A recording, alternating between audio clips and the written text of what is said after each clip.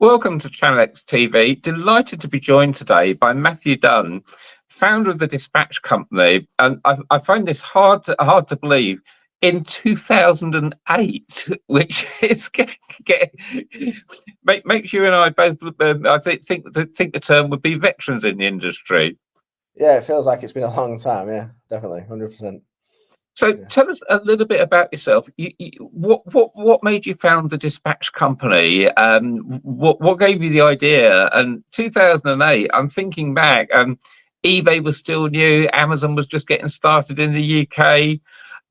All of the websites that we love today, like Debenhams and Tesco's and B&Q, weren't marketplaces. So you were in at the start. Yeah, I was one of the early ones. And depending on how you look at it, I've either done really well or not as well as I should have done. So that's the thing, isn't it? But yeah, I was in at the start. I think for me, I never intended to set up a software company. I never intended to get into logistics. I think you fall into these things. My personal story is I had a child when I was 19. I needed money. I was training as an electrician at the time. Really didn't like it. Had a friend who did a bit of programming, realized that he had what I considered to be quite a good lifestyle, decided to ask him to teach me how to program. He said something that I'll never forget. And he said, I can't teach you how to program because it's not something you just teach somebody. It's like learning a language. He said, I can kind of guide you through the different things that you might do, but I can't just teach you how to program. It's like learning a language. So he said, the best advice I can give you is I'll show you how to execute and run a program. He said, but you then need to kind of figure it out. And obviously, AI wasn't a thing. YouTube was a thing, but it wasn't like it is now. And it was basically a lot of looking on forums, the old BB board forums, Googling things and that kind of stuff. And basically, he gave me a piece of advice, which was pick something you want to build that, and don't quit until you've done it. And I picked a little content management system that allowed you to kind of update pictures and text on a website. I did that. And then I realized that you could make money out of this programming lark if you targeted e-commerce. So back in the day, CubeCart, OpenCart, ZenCart, people who are as old as us will remember them platforms. But basically, they were Shopify's of its day. And we built apps for them platforms, what you would now call apps. I built them for them platforms. Now, the mistake I made was not realizing that recurring revenue was the way forward. And I used to sell them for a one-off fee, but that was normal back then. Anyway, long story short, ended up meeting an investment banker from London whose wife was making more money selling baby bibs on eBay than he was doing investment banking, which was a very interesting turn of events. And it made me realize that there's maybe something in this e-commerce like. And basically, he contracted me to do some development work. I won't go into the details because it's not really relevant, but I did that development work. It was in this sector. And I ended up setting up a 3PL, and I needed software. And I didn't have the money. I think I had £3,000 available on my credit card. I maxed it out to get a warehouse, to get some wood, to build some racking, and to do a deal with this guy to kind of start doing his 3PL for these baby bibs. But I had no software, but I did have the ability to write code. So I wrote my first version of the software for my own business. Unfortunately, that business didn't succeed. I believe that, you got to keep trying in life. So I took the concept of the software and pushed that forward, started reselling it, and that grew into what is essentially the Dispatch company today. Wow, what a success story. Congratulations, and a long history in carriers. And that kind of brings me to something that I spotted the other day. You recently posted on LinkedIn, I think it was last week, about Ofcom's Parcel Operators Satisfaction Survey. There's a mouthful. How happy are people with courier survey is what I'll call it. But what stood out to you most from the findings of Ofcom's Parcel Operators Satisfaction? I think, so my initial reaction when I read it was rage, because I really think it's unfair for these kind of articles. And I know it's controversial. I know when people have a bad experience, I have my own bad experience with carriers, as do my family and my friends. People want to kind of feel annoyed about it because they've trusted. Yeah, and I think what you're referring to is actually the dissatisfaction side of the survey. 100%. Yeah, exactly. So when people aren't happy, yeah. So from my point of view, the first thing I felt was rage. I was like, this just isn't fair, because from my point of view, it's just not true that every other worst carrier, depending on how you categorize worst, right? And that's the problem. So I should say that at the top of this survey was Amazon, at the bottom were DPD, Yodel and Every. Yeah. Which kind of made me laugh, because DPD used to use the tagline of the UK's favourite courier company, and they're third from bottom as well. Yeah, I think it's really interesting when you look at the survey. So from my point of view, one, it's purely based, as far as I can work out, on people's perception rather than hard facts. Okay. And I think perception is such an interesting thing, because some of the things they talk about, like the courier's not knocking loud enough or not leaving it in the right safe space, how loud you knock is definitely perception based.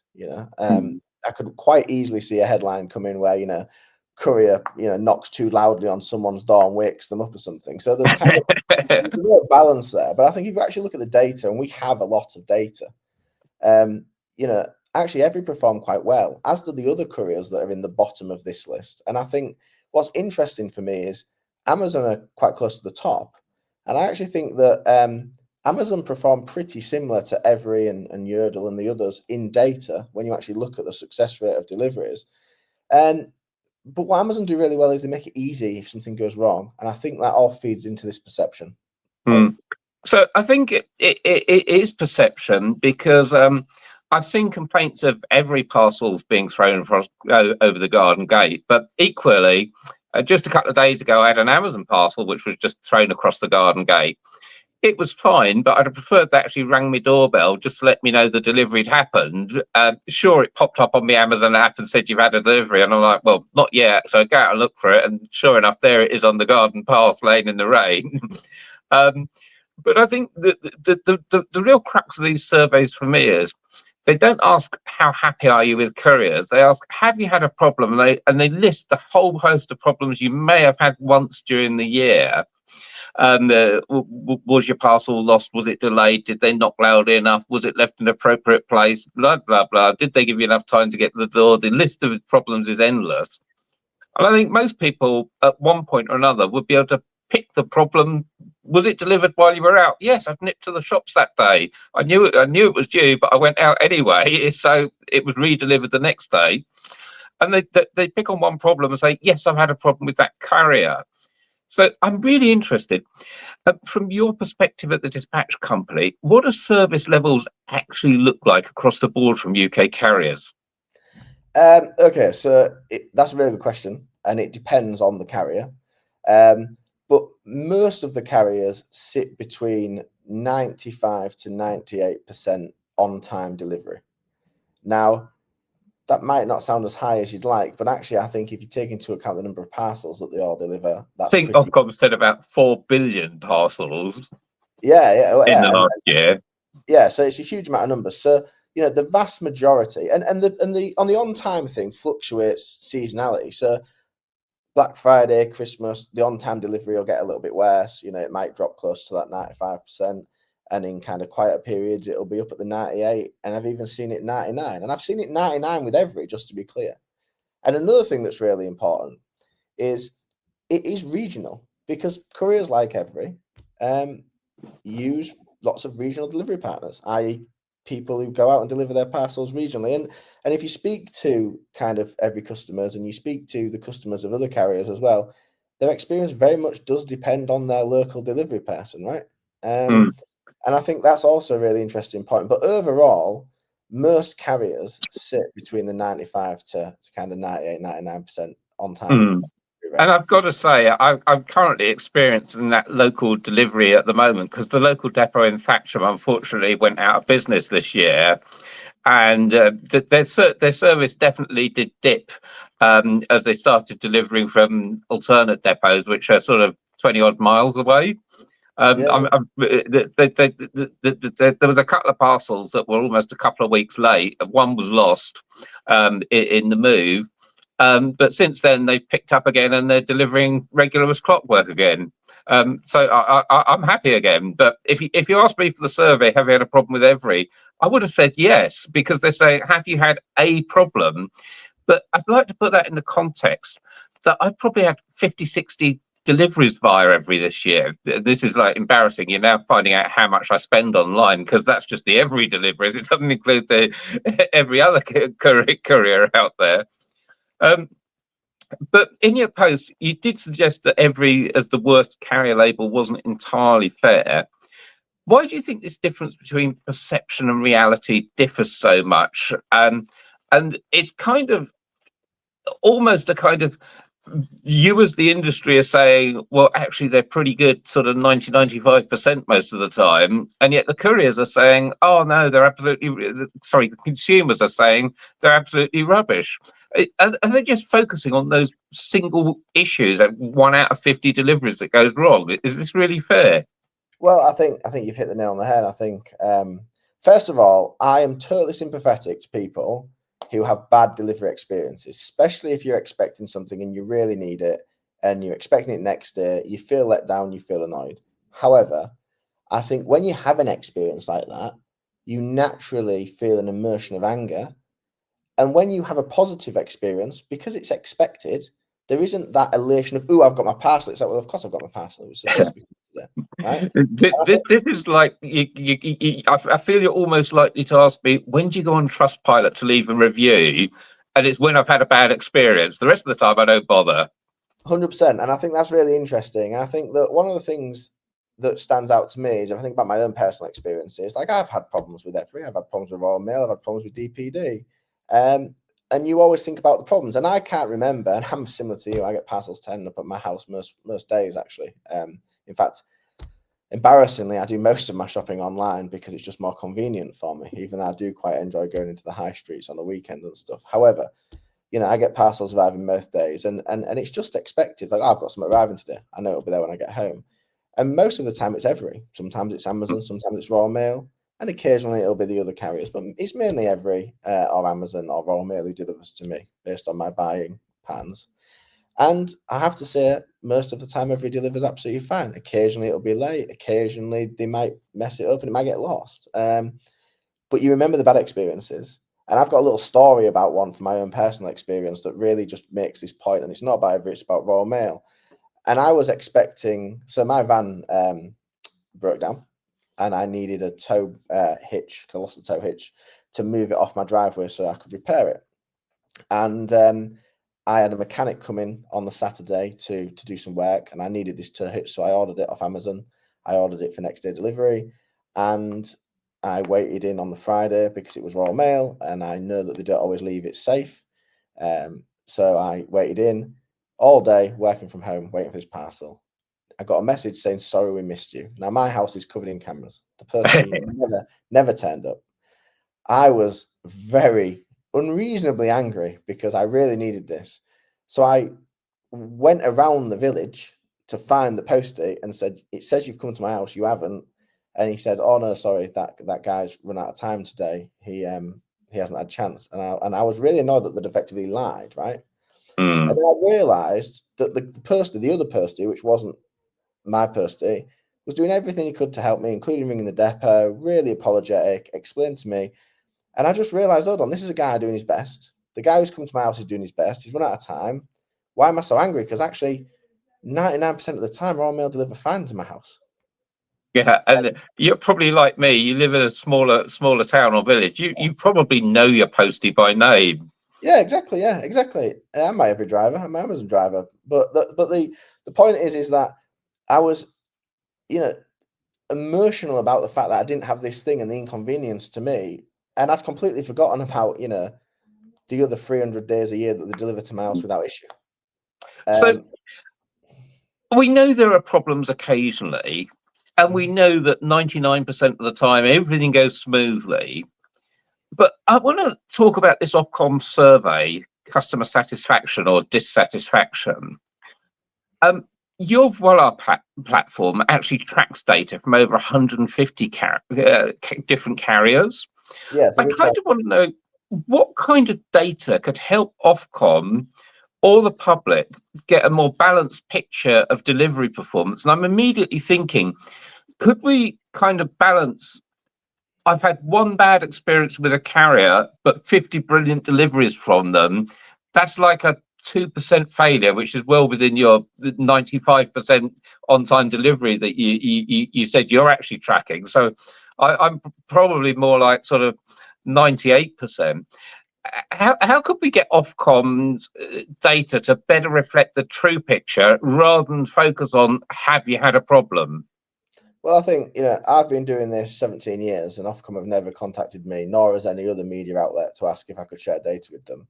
So I'm not sure how much they're actually interested in a good, true picture of the industry and more interested in what people click on. And I think the problem is, and I'm going to go a bit cynical now, but it upsets me, is that I think we seem to live in a world where it's all about let's highlight the bad, right?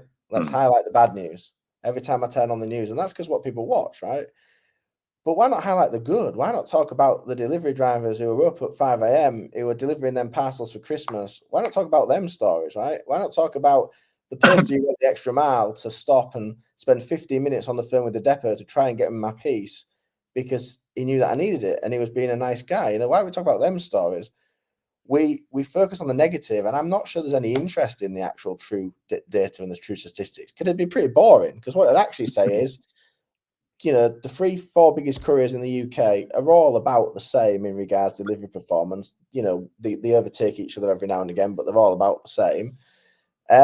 It's a specialist couriers, high value items, big bulky stuff are probably a little bit better, but they're doing much lower volumes, so it's easier for them to get more consistent. And I think that's a really important point, because you and I have both started our own small business, and we both know if you gave me one parcel to deliver, I could deliver it in kid gloves, the best possible concierge service going. I'd follow you around town and find you and personally hand it to you.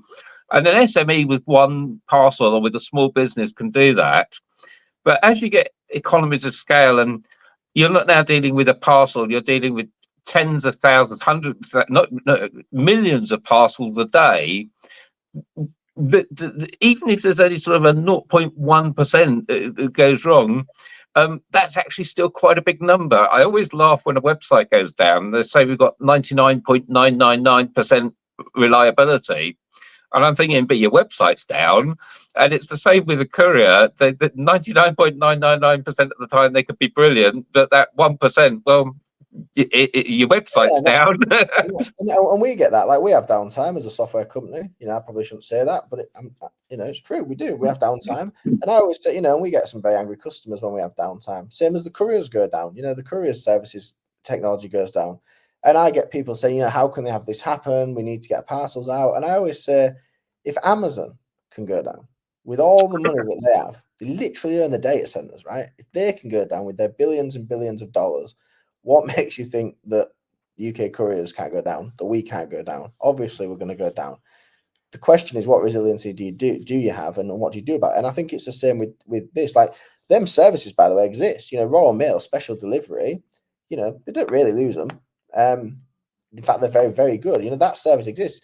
But I mean, I'm a bit out of touch with the prices, but that's an expensive service. It's not an expensive service, and 99.99% of the time it works. But there's always that one time, even with a special delivery, where it's a day late. But the thing is that people convert with their wallets. I could have, if I really, really, really, really, really needed that part the next day, I could have paid for special delivery, and it would have probably got there. But I gambled on the fact that Royal Mail are pretty good. It'll probably arrive, and I took my chance because I didn't want to pay 7, 8, 9, 10 quid for delivery, whatever the price of special delivery is nowadays. So them services do exist, but I think one of the things that I think is really important here is that, from my point of view, we need to remember that the UK is a fantastic place for e-commerce. It leads the world in e-commerce. It really does. And I've been fortunate enough to travel to many different countries in my career, spend time in the US, spend time in all different parts of Europe, spend time in the Middle East. And I've seen e-commerce in different places. And the UK is a great place for an e-commerce business, because not only do you have next day delivery as almost the norm across the majority of places you live in the UK, but it's also a great place for shoppers to buy. People are used to it. But the downside of that is people's perception is that next day is the standard, it is the norm. You know, and there's countries that I've been to where I've spoken to people who work for me or friends and stuff, where we've ordered stuff and it hasn't arrived next day, and I'm like, what? And I'm like, oh, it's 3 days, just normal 3 days. Or the Australian outback, it's a 1 week, 2 week delivery. Yeah, exactly. So I think, you know, there's a sense of entitlement a little bit that, you know, it must come next day, and if there's a problem, that's a big thing. But I think just if you step back, you know, the UK is a huge machine when it comes to e-commerce. It's a fantastic infrastructure that these couriers have. If you ever get the chance to go to Every or Royal Mail or Yodel or DPD's sorting Sitting inside their warehouses, parcels flying around in the air is just amazing. It's a fantastic operation. You know, it really is. Some of the machinery that's been invented to kind of process these parcels. And if you're a big retailer, by the way, shipping a lot of parcels, and you ask, they will take you around and they'll show you. And it's just really impressive. And one of the things that one of my team members said to me, who has a lot of knowledge of parcels and sort centers, a guy called Adam Rigsby, brilliant guy. He pointed out that when parcels do go missing, quite often they're not missing, they're just on a rack somewhere because they're fallen off a conveyor. And when someone says, you know, have you got a parcel? Well, describe it. Well, it's a grey box or brown box. Well, all right. So one of the things he said, and he used to advise his customers to do when he was selling carriage, is to make the box distinctive somehow, either with branded tape or by sticking some kind of coloured sticker on it or something. So it's like, oh, it's the one in the branded tape, obviously name the brand, or it's the one with red stickers all over it. Because then when they actually go and look at the carriage of parcels that have fallen off, now that doesn't stop it being delayed, but it potentially stops it getting lost. And Adam assures me that if you do that with certain carriers, you know, the kind of loss of parcels disappears. It doesn't stop them being late. You know, things fall off conveyors, vans break down, you know, posties run out of time. You know, these things happen, right?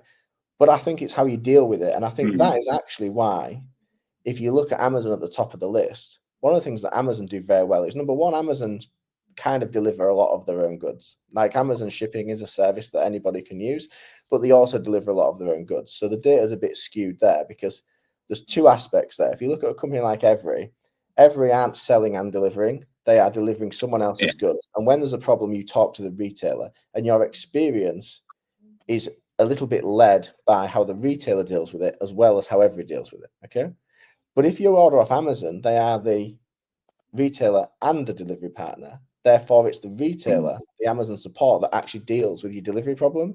And therefore, they tend to deal with it in quite a positive way. So I think when people talk about problems with Amazon, actually, the data shows us just as many problems, but they deal with it differently. And I think my message, that is the big difference with Amazon. Their attitude is make the problem go away, refund it, replace it quick as they possibly can, just so that you forget there was ever a problem in the first place.